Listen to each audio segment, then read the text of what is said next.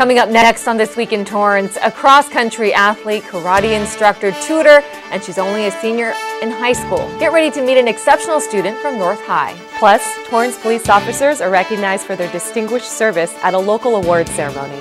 Then the Torrance Historical Society installs new members to the board of directors to continue preserving and protecting our city's history. And a runaway or missing child can be a parent's worst nightmare. We'll tell you the story of one and hear how situations like his can be avoided. These stories and much more just seconds away. Your local news starts right now.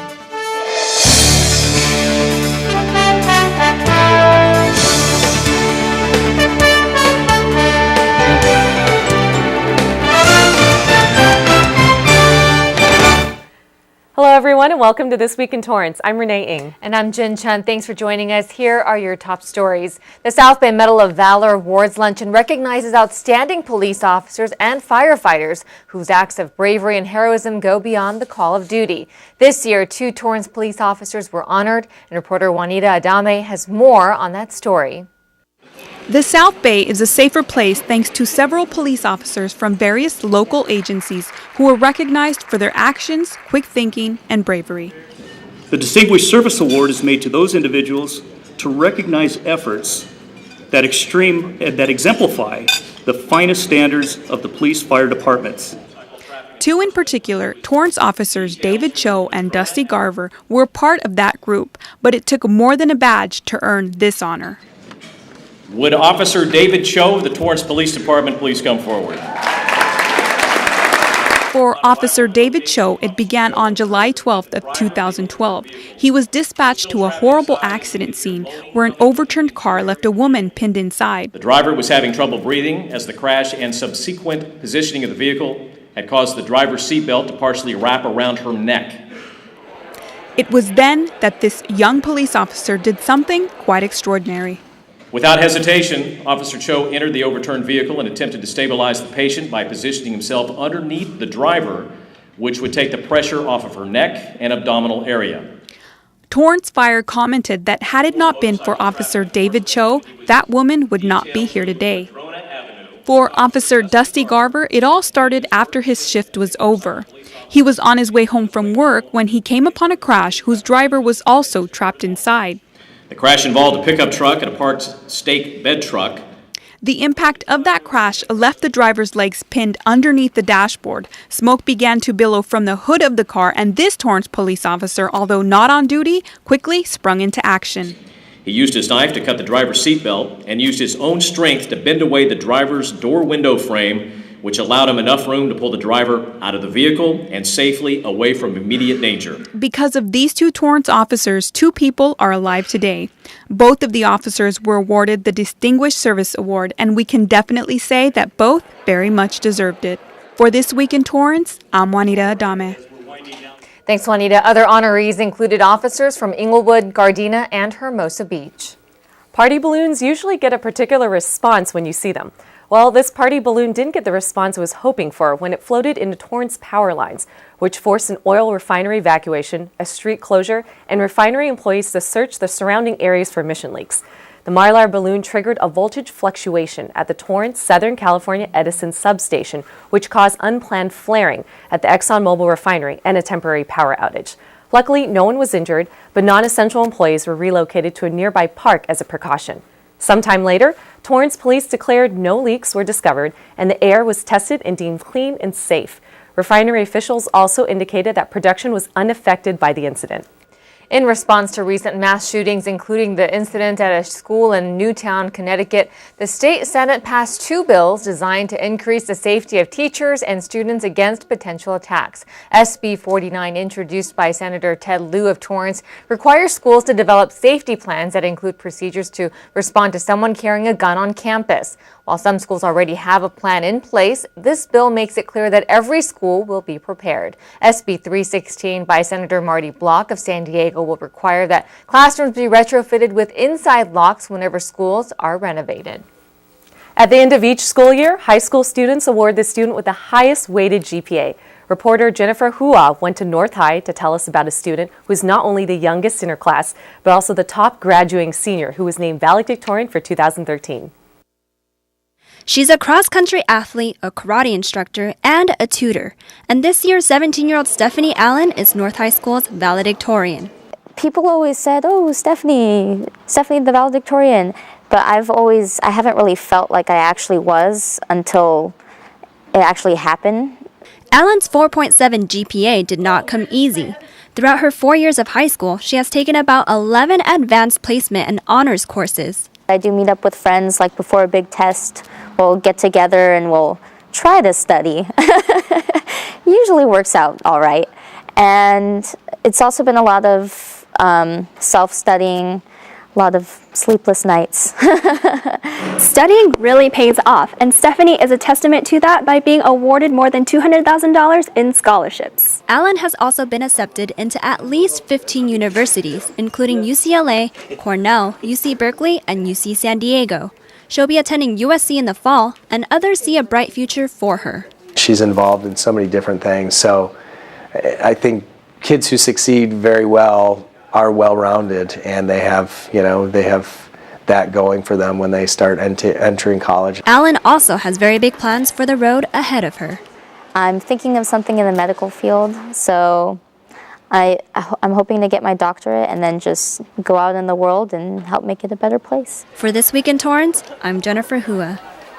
The 2013 class at North High includes about 550 graduating students. The ceremony takes place on June 19th, where Allen also plans to make her valedictorian speech. Well, CitiCABLE is proud to announce it was recently awarded 2 states of California and Nevada Television Access Recognition Awards. The STAR Awards recognizes outstanding programs produced by public, educational, and government access facilities serving California and Nevada communities. CitiCABLE received awards for their excellence in local programming for the categories of news and sports. This Week in Torrance took home first place, and the sports desk placed second in their respective categories. Well, coming up, the Torrance Historical Society welcomes new board members along with the community at a local icon. And a local resident shares his story of being a runaway and offers tips on how situations like his can be avoided. Here's Marley Matlin. Since 1977, Dogs for the Deaf has been rescuing dogs from animal shelters and professionally training them to assist people who need them. They literally become the ears of a deaf person. Dogs are placed free of charge across the U.S. and Canada. Dogs that don't make it in the program are found forever homes through adoption. If you or anyone you know might benefit from having a hearing dog, visit the website of Dogs for the Deaf. Helping people and saving dogs is what it's all about.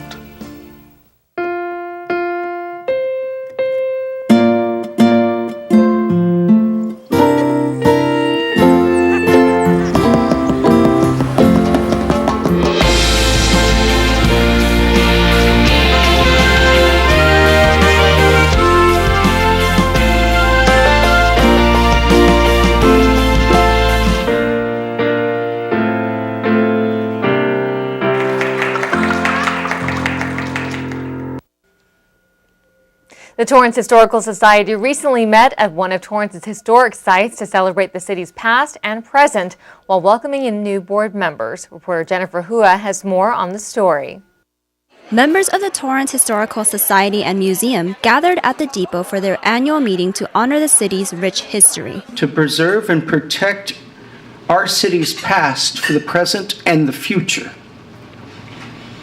By having our event in this wonderful location, we are sharing in this past. The venue initially started as a train depot in 1912, but in 1991 it was reopened as a restaurant and has become a place to visit to embrace the past. To understand where we come from is an important element to kind of understanding our own identity. As part of the agenda for the Society's meeting, new officers were installed into the board of directors. These officers would continue to sustain the club's mission to preserve historic resources like the depot. Do you further promise to promote the goals and objectives of the Torrance Historical Society during the coming year? I do. To conclude the evening, Shane Swerdlow maintained the event's theme by presenting his renovation project with the historic Pacific Electric Railway El Prado Bridge. Historic resources really help us to experience a sense of time and place and understand the unique character of our cities. The Historical Society may have a new board, but their abiding mission will continue to thrive. Our organization is healthy and vibrant, but the backbone of our strength What makes it work is the passion and the love. For This Week in Torrance, I'm Jennifer Hua. The Historical Society was established 39 years ago. Kurt Wiedemann served for 3 years as the 22nd president, and Jamie Ruth Watson is set to take his place for the 2013 to 2014 year. Providence Little Company of Mary has plenty to celebrate after another successful year with their 33rd annual Golf Classic. The sold-out tournament raised over $355,000, benefiting medical centers and community outreach programs. The Palos Verdes Golf Club was the site for this year's event, with more than 300 philanthropic golfers, guests, and sponsors attending.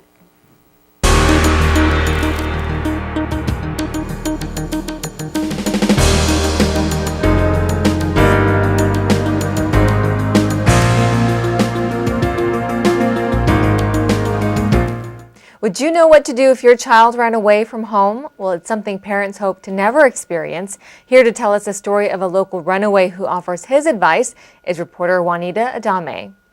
Aaron Harrison remembers what it was like at home for him before announcing he was gay. I came out to my parents when I was 18. The abuse stopped about then. Harrison says looking back at his life, he would have done things differently. But at 16 years old, running away was all he knew how to do. A lot of times I told my parents I was going to friends' houses and I would just disappear for weeks at a time. The Torrance Police Department says that many of the missing cases they see involve teenagers who, for various reasons, decide to run away from home. Mostly, I would say 13 to 17, that age group where the kids maybe think they know everything.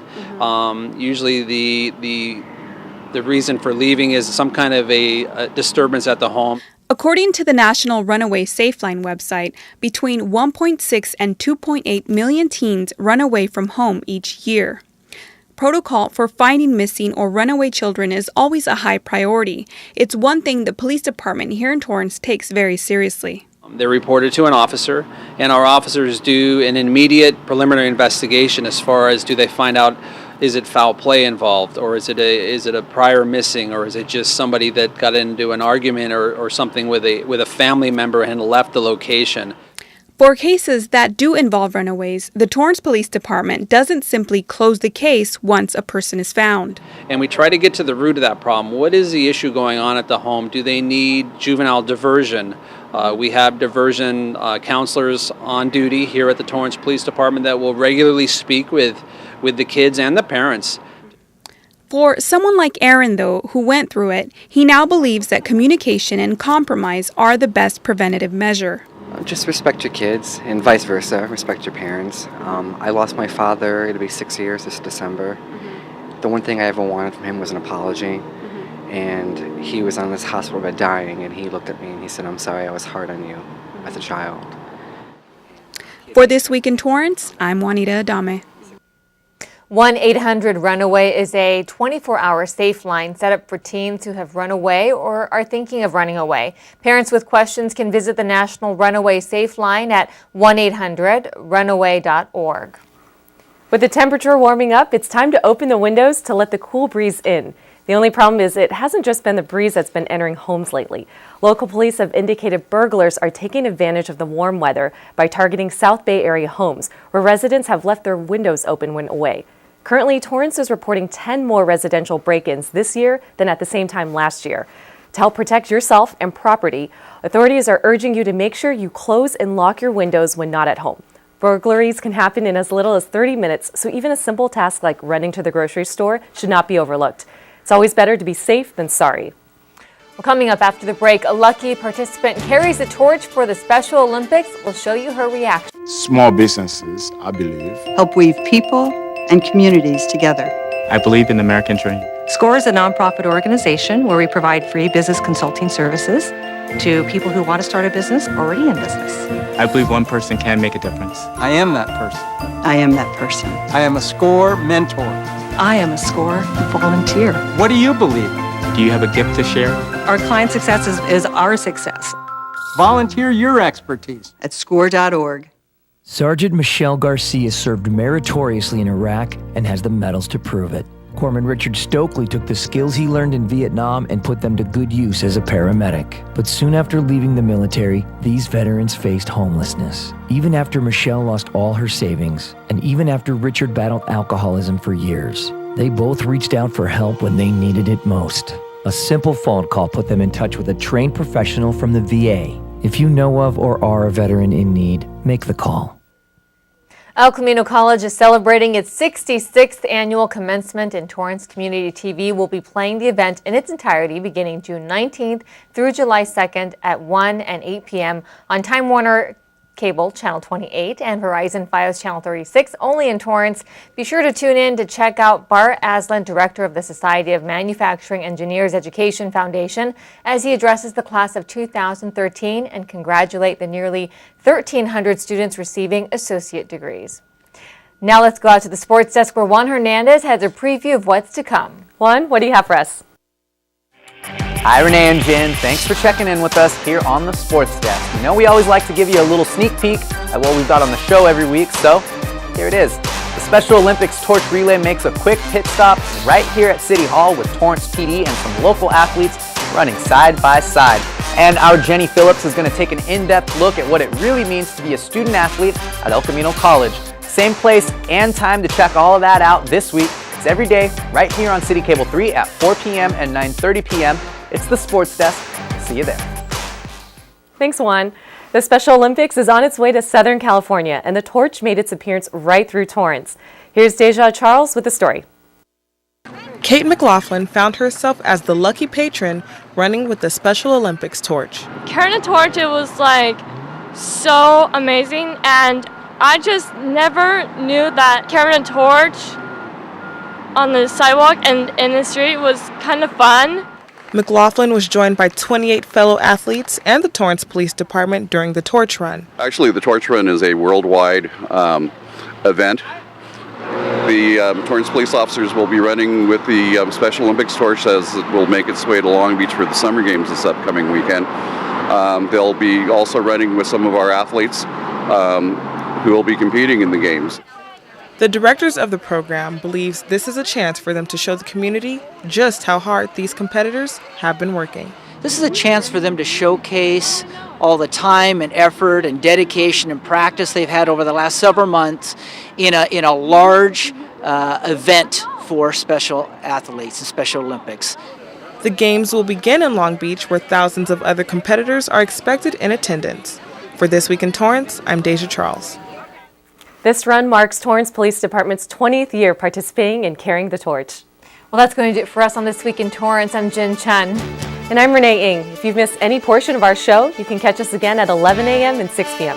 Thanks for joining us. We'll see you next time.